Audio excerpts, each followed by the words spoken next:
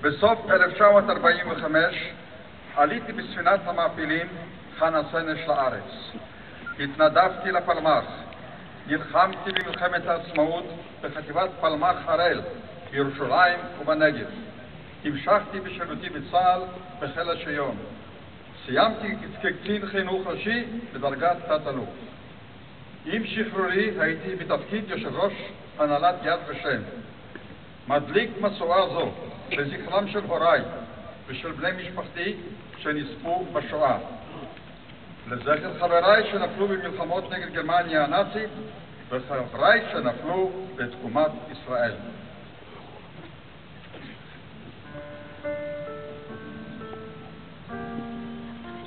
אני מתכבד להזמין את הגברת גילה בן.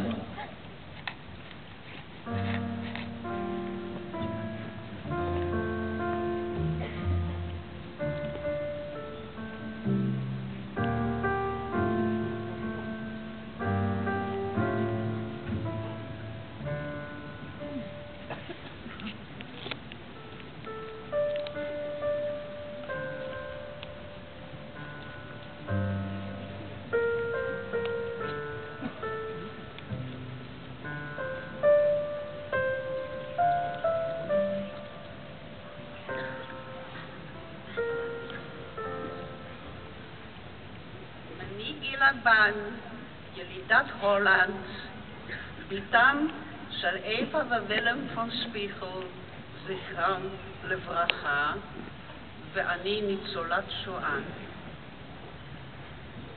בהיותי בת 14 הוסתרתי במחתרת שהוקמה בפרוץ המלחמה בבית החרושת בו עבד אבי. הוסתרתי שם עד סוף המלחמה. ב-1950 עליתי ארצה עם גרעין של נוער יהודי הולנדי.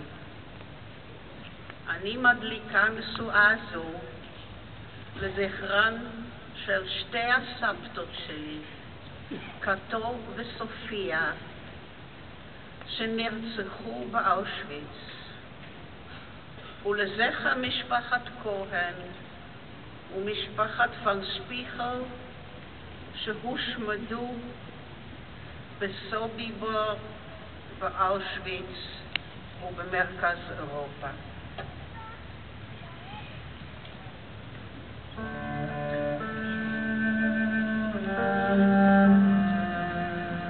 אני מתכבד להזמין את מר יונה פלדמן.